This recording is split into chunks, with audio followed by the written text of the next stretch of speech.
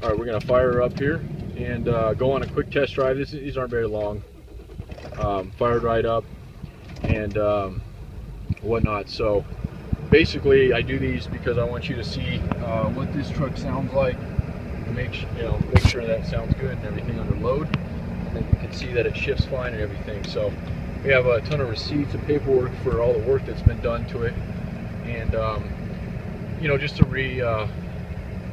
reconfirm, the reason the owner of this truck is actually selling this truck is because he's leaving the country. So it's nothing more than that. I mean, other than that, he would keep the truck. You're retired, aren't you? Yeah. So Ecuador is what's on his plate. Yeah, you make a left here, and then and whatnot. So, but one thing I want to make sure I note too is that earlier when I did the engine start, I said that the engine light was on, and that's not actually the case. The engine light is not on.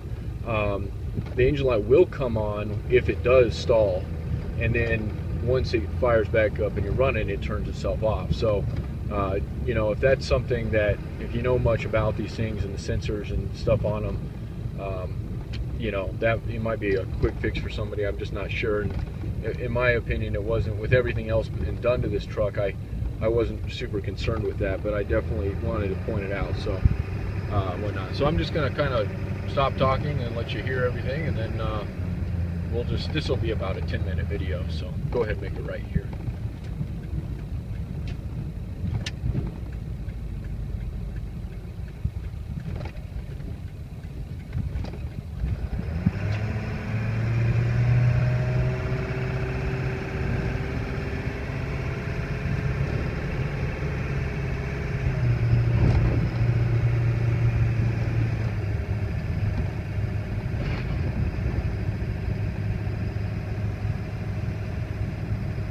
I don't know if the video, I always like to talk about, the ways of shipping stuff, but I ship Jeeps. I mean, that's my primary business, Jeep parts, but I ship whole Jeeps, and then also in addition to that, I do these listings, and so I have a lot of experience. Yeah, go ahead and make it right here, and then it'll be a right onto the on-ramp. We'll jump down to Kipling, and then we'll jump back on and go back down. So, anyway, and on a side note, not to get off on tangents, but the brakes were just done on it, so it stops as it should, everything like that.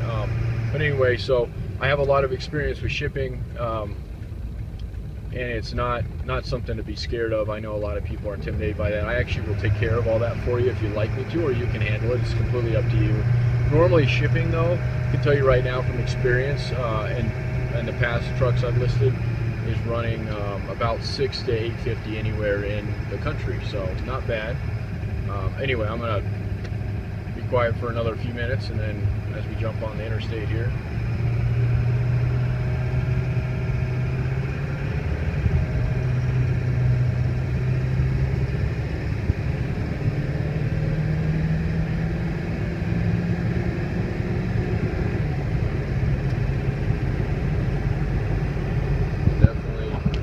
Up to speed, and I'm just going to quickly show you can see we're cruising about 65, 70 there. RPMs are right under 2. So nice and smooth actually for a Ford truck. These things ride a little rougher than the Chevys with the straight axles, but they're probably the best out there for suspension components, not eating them up like the Chryslers like to do and whatnot. So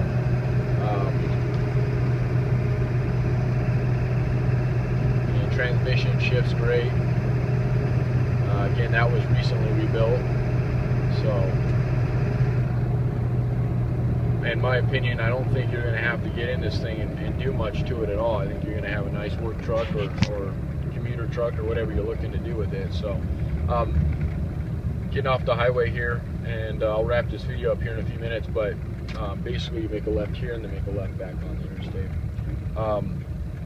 But if it's something you want to fly out and drive it back, I would have absolutely no issue driving this thing across the country, getting in it and going.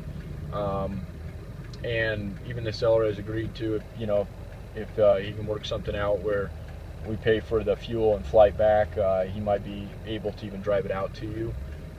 We can go over that, the details and stuff for that, but or you can fly into Denver and one of us can pick you up at the airport, and you can drive it back home.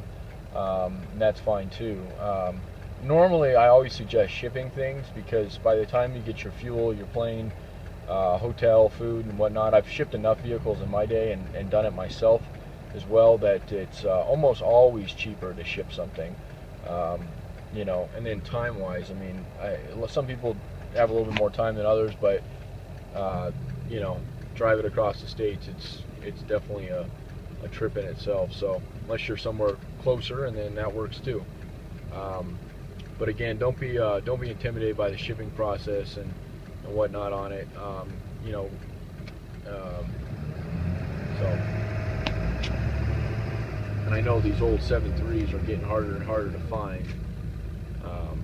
I have a lot of people calling me on them, and whenever I get calls on them, of course I don't have any that I'm listing, but now I do. So hopefully some of the previous callers I've had in the past few weeks, because we've listed some other diesels recently. So, and we'll just wrap this up. We'll jump back on the interstate here, so you can see it idling over there. It idles perfect, just as it should.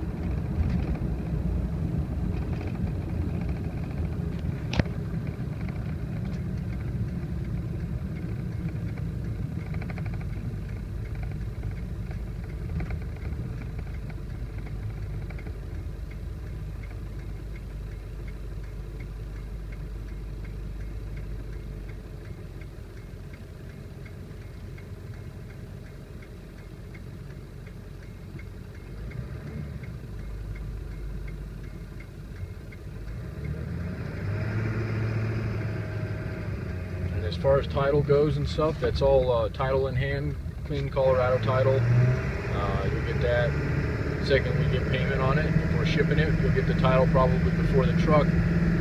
Shipping times can vary, and they can kind of depend on your time frame as well. If you'd like to try to get cheaper shipping down in the 600 area, it's always doable. It just usually can take a couple weeks, whereas you get to the 850 range, make it right before the tracks. I can usually get something shipped fairly quickly, pretty much anywhere actually. That's usually about the price point most of these big haulers like to get around. So, and I've had, to be honest with you, I've had vehicles shipped before where they've been picked up pretty much the same day we've gotten the check before, and sometimes they get the truck faster than they get the paperwork on them. These guys don't mess around shipping these things. That's what they do for a living. So we'll go around the corner here, and I always like to throw this in there, just to kind of re-elaborate what I actually do for a living. And my company is Highline 4x4, so I'm very experienced with pretty much everything four-wheel drive, especially the Jeep world. Wranglers is my bread and butter. I do 8706, and I do parts on them. Occasionally I get a couple that are nice enough we don't part, but and because of that, it kind of puts my name out there, and a lot of people see my stuff on eBay and see the good feedback I have and the way I do my listings, and that's how I find these listings, whatnot. So a couple there's there, and whatnot. So airbags, everything like that. Anyway, so if you need any Wrangler parts, definitely keep my name and number. It's 8706 is the bread and butter right now. Hopefully we'll get into the JKs eventually, but for right now, those are the years we work on, and we have probably about 6,000 parts. It's just me and myself. I don't have anybody working with me, so that's kind of a unique thing I have. I'd show you the yard, but you can find my other stuff if you look on eBay and YouTube and whatnot. Other than that, again, it's a 2007.3 Ford F250 four-wheel drive extended cab diesel. It's at Power Stroke 7.3 liter, and real nice truck. It's got all the maintenance. A lot of work's been done to it as far as the motor and the transmission. Pretty much anything that you would think of would need to be done to this truck around the miles it has had done to it already. Do you know, real quick, it didn't show on the receipt. It just showed the date of the heads. They said it said 2010. Right. It would have been October 2010. Yeah. Do you remember the mileage around what it had on it? It was 197. Okay. So it's got 277 now. That was done around 197. So it just less than about 80,000 miles since those heads have been done. So definitely got a lot of life left in this motor. And you shouldn't have to have any major work done to it as long as you take care of it like it's been taken care of. And then the transmission was just done last May, it looked like. Yes. And that has a 12,000 mile warranty on it, or 1 year, or is it just a year? Yeah, normally they do a year and 12,000. So and whatnot. So a couple months left on the transmission, but as you've seen in our test drive, it shifted just fine. So just something to give you a little bit more reassurance on it. So my name is Jeremy. Highline 4x4 is my company, and 720-987-8772 is my phone number. You can find my email address through YouTube and as well as eBay. And then as on top of that, you can text me. Sometimes it's easier to get a hold of me text, and I can call you as soon as I get a chance, because I run my own business. I'm constantly on the phone or constantly doing something. So and I think that's it. So I appreciate your time, and good luck.